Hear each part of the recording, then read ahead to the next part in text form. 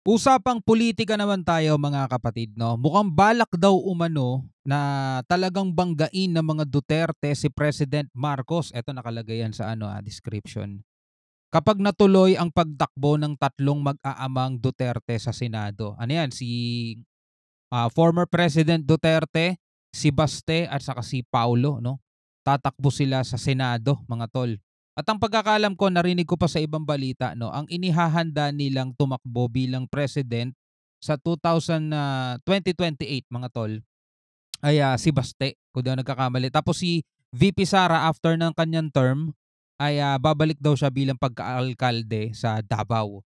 So ito ang ating aalamin at bibigyan natin ng reaction video, at ikaw bilang isang Pilipino, ano ang masasabi mo sa balitang to? Pwede niyo ako samahan mga tol dito sa ating papanooring balita mula to sa News 5 Everywhere. Bigyan natin to ng reaction at nag-comment to rin dito no si dating Senator Sonny Trillanes mga tol. Uy, alam natin yang kilalang-kilalang ano to, kritiko ng mga Duterte. So wag na natin patagalin pa. Panoorin na natin to. Balita sa politika, mukhang balak daw talagang banggain ng mga Duterte si Pangulong Bongbong Marcos kapag natuloy ang pagtakbo ng tatlong mag-aamang Duterte sa Senado. Mungkahi tuloy ng isang dating senador, dapat magsama-sama na muna ang administrasyon at oposisyon para matalo sila. So ito yung dilawan, no? Kasi yun ang oposisyon mga tol, kung di ako nagkakamali, no? Tapos etong kulay, ano bang kulay si BBM? Kulay pula. Nasa frontline ng balitang yan, si Elaine Fulgencio. Lahat sila raring na tumakbo eh. Hindi inasahan ng marami ang announcement ni Vice President Sara Duterte kahapon na sabay-sabay tatakbong senador sa 2025 elections ang ama niyang si dating Pangulong Rodrigo Duterte at mga kapatid na sina Congressman Paulo at si Davao City Mayor Baste Duterte. Pag napapanood ko yung mga speech ni Duterte, ni Digong, di ba? Hindi ko alam mga tol kung kakayanin niya pang pumasok pa ulit sa politika, kasi alam naman natin medyo may edad na si si Digong. At talagang makikita natin minsan pag aakyat siya ng stage kailangan na niya ng alalay. Well, hindi naman presidente tatakbuhan niya. Ano naman to, Senado naman to. At malapit na yan mga tol, 2025 yan. No, 2025 yan. At hindi malabo mga tol na makakapasok talaga sila sa Magic 12. Kasi kung naaalala ninyo mga tol, nasa 20% pa rin ang ratings sa mga Duterte. So kung 12 yan, posibleng makapasok pa rin sila dahil napakalakas pa rin ng ng hatak nito mga tol. Ako kasi hindi ako masyadong sa politika mga tol. Sa totoo lang no, personal, hindi ako hindi ako pro BBM, hindi ako pro Duterte. Pro Filipino lang tayo mga tol. At kung sino yung nahalal bilang may tungkulin dito sa ating gobyerno at ginagawa naman ang kanyang dapat gawin, yun yung ating sinusuportahan at pinupuna naman natin sa ating mga reaksyon, yun nakikita nating sablay. Pero pagdating sa botohan mga tol, wala akong personal choice. Sa totoo lang, ako'y makikipagkaisa palagian. Alam niyo na mga kapatid. Alright, so tuloy natin to mga tol. Siyempre ang announcement na yan, ilang araw matapos kumala sa gabinete ni Pangulong Bongbong Marcos si VP Sara na senyales ng mas lumalalim na lamat sa dating unity team ng dalawa.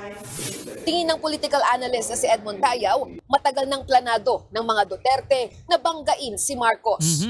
Even if you say na ngayon lang siya dumistansya, ngayon lang siya nagsabi na ayaw na niya, it gives me the thinking now na meron talagang plano na, kumbaga, tutulan yung mga gagawin ng administrasyon. So meaning, mga tol, hindi pa man sila nagiging tandem nitong nakaraang 2022 elections, talaga may plano na daw at matagal ng plano na babanggain ng Marcoses.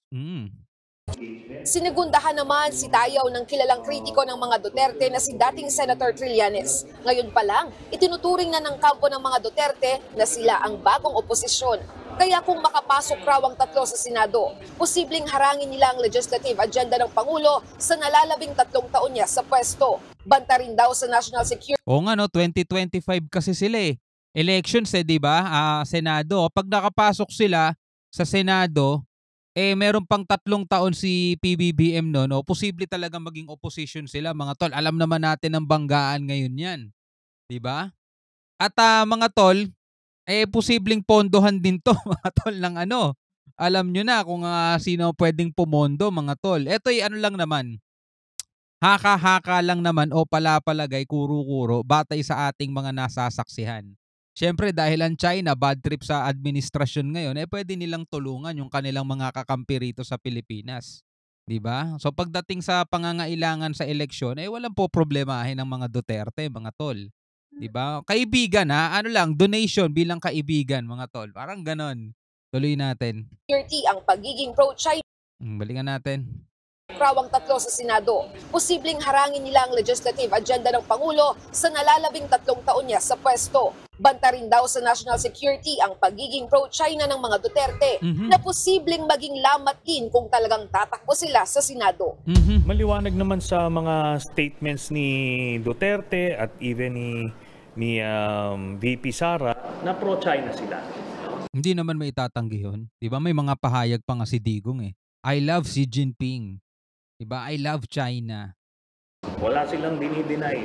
Unless magkaroon sila ng categorical statement that will clearly establish na hindi sila pro-China, malaking factor yan. Para naman kay Senator Masasabi pa ba ng mga Duterte na hindi sila pro-China?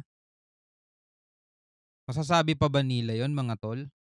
Ang dami ng mga lumabas na na mga issues, 'di ba? Ilang beses na rin natin yan nabigyan pa ng mga reaction dito.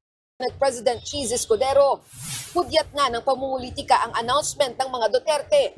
Pero marami pa raw pwedeng mangyari hanggang sa huling araw ng Sabagay. paghahain ng kandidatura.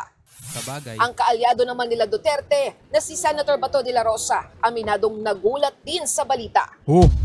Para naman. Bigla tayo. But anyway, para sa amin, masaya kami. Hindi kami magkakaroon ng lonely campaign ni Senator Bongo. Ay naisip kasi namin kami dalawa lang. Ay kung tatakbo sila, plus 3 na kami. So marami-rami na. Masaya itong kampanya namin. Bukod kay Senator Go at Bato, si Senator Francis Tolentino pa lang ang siguradong magiging pambato ng PDP sa 2025 midterm elections. Kaya ayon sa isang eksperto, posibleng lumakas ulit ang dating ruling party kung sasama sa line-up ang mag-aamang Duterte. Maghahanda na rin daw ito sa panibagong Duterte na posibleng tumakbo sa pagkapangulo sa taong 2028. I think this is a way by which the Dutertes are trying to, solidify yung kanilang chances for 2028. And we know for a fact that President Duterte is a master in this chess game, no? This political chess game. Alam niya kung paano lalaruin yung kanyang mga political rivals or political opponents. Para naman kay Trillanes, dapat magsanib-pwersa na muna ang mga nasa administrasyon at oposisyon para talunin ang mga Duterte. Ganyan talaga sa politika Kahit yung mga dating magkakalaban no? Kahit yung mga dating nagbabangayan at nagtatapunan ng putik at baho etsyas no? Biglang magiging magkakampi para lamang sa kanilang kalaban no? Well, tatandaan natin, mga tol, etong mga politikong to, come and go yan, pabanguhan ng mga pangalan yan, pero pagka nakaupo na sila, biglang makikita mo, hindi pala ganun. Hindi pala ganun kagaling, hindi pala ganun katulad ng mga ipinapangako nila. Ay, ganito pala, ay ganyan pala. Tapos nasa huli na pagsisisi kasi hindi naman ganun sila ibaba, hindi naman ganun kadaling ibabayan, mga tol. Ang kailangan mo lang, suportahan kung sino yung nakaupo, dahil lang naman para din naman sa ikauunlad ng bansa. Pero ang nakakatawa lang talaga dito sa politika, mga tol, dito sa atin lalo, no? Yung mga dating magkakalaban. Katulad dito, itong dalawang to, kita nyo naman, mga tol, yung election ng 2022 Tinanong si Lenny, di ba? Sabi niya kay Lenny, Marcos sinungaling, ganyan-ganyan, di ba? Yung tinanong siya ni Boy Abunda. Tapos bigla ngayon magiging magkakampi laban sa Duterte.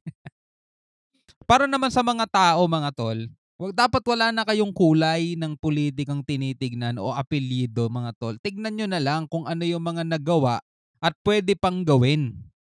Diba? Magkaroon kayo kasi ng concern para sa Pilipino at para sa bansa, diba? Para sa mga boboto. At sana yan ay maging nating lahat no? Maging tawag dito, titignan, sisilipin.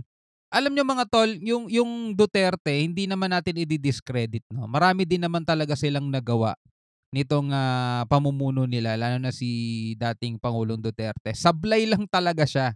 Sablay siya, mga tol, pagdating dito sa usaping West Philippine Sea. Sablay siya dyan mga tol. Yung pakikipagtropahan niya sa China, sablay na sablay siya doon. At eto ngayon ang nangyayari sa mga Coast Guard natin. Pero sa ibang mga bagay naman tungkol sa build at iba pang mga bagay, naging okay naman siya mga tol. Naging maayos naman siya. Ganon din yung ibang mga naging presidente, yan sila Pinoy. Pinoy, ang daming sablay niyan. So totoo lang, ang daming sablay niya ni Pinoy. Pero yung nag-submit sila ng reklamo sa Daheg Court of Arbitration na ikinapanalo natin noong 2016 doon. Okay siya doon, pero sa maraming bagay sablay din siya doon. 'Di ba? Ganon din dito si PBBM mga tol, marami ding sablay, pero okay siya ngayon sa paglaban naman para sa ating karapatan sa West Philippine Sea. I am encouraging the pink forces to consider forging a tactical alliance with the Marcos administration nang sa ganon masigurado natin hindi mangyari ang senaryo na yan. Pero kung si Tayo ang tatanungin, maganda man ang suhestyon, baka hindi rin ito umubra. Tama. Ang magiging implikasyon niyan sa akin, lalong madadilute yung nangyari sa kasaysayan natin, yung EDSA Revolution. Kasi whether we like it or not, the pink group is identified with the yellow, with the Aquinos. Yeah, tama. Diba? Yung pink, yellow din yan, nagpalit lang ng kulay dahil na sinusuka na ng tao ang yellow. Pero yellow pa rin yan. At alam naman natin na kung ano ang history nila laban sa mga Marcos, mga tol. So labo-labo na lang sila. Basta kung sino yung talagang makikita mong may malasakit sa bayan at hindi gusto lang kasi may gagantihan silang politiko, may gagantihan silang politika, o may gagantihan silang mga detractors nila kaya sila tatakbo, yun ang mahirap mga tol. Diba? Tingnan natin kung sino yung may malasakit sa bayan. Tulad nga nung sinabi kanina, mahaba pa ang takbuhin mga tol, magto-2024 pa. Bago mag-2025, medyo mahaba-haba pa yan. Tignan na lang natin mga tol. At kung iisipin mo, ang laban natin ngayon mga kapatid kahirapan at sa kalaban natin sa West Philippine Sea. Yung susunod na halalan, magpapasok na naman tayo ng mga panibagong manunungkulan. Sana tignan natin kung anong maitutulong nila para makamit natin ng hustisya dito sa West Philippine Sea. Isa pa yan mga tol. Diba? So tuloy natin mga kapatid, no? Ano ang sabi ni BBM o ni PBBM sa posibleng pagtakbo ng tatlong Duterte sa 2025 elections? It's free country, sabi niya ganun. Malayang tumakbo ang mga Duterte sa 2025 elections. Ito ang reaksyon ni Pangulong Ferdinand Marcos Jr.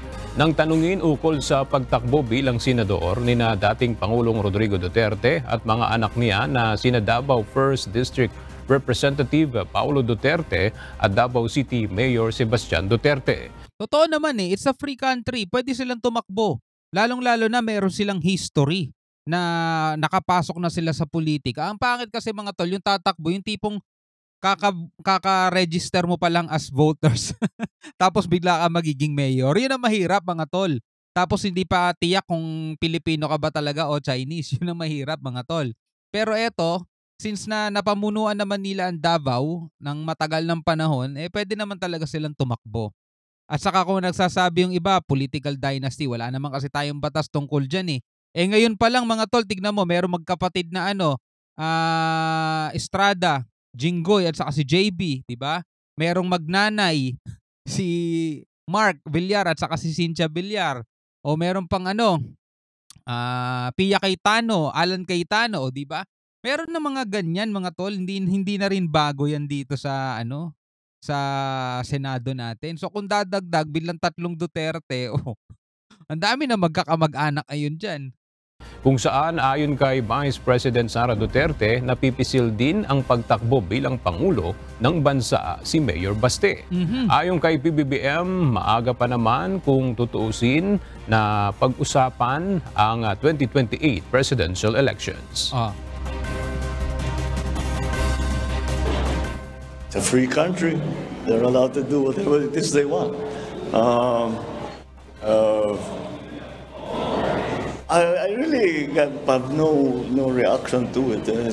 Besides, it's still early. We really won't know any of these things. We're talking about 2028. Ang dami pang mangyayari. Tama.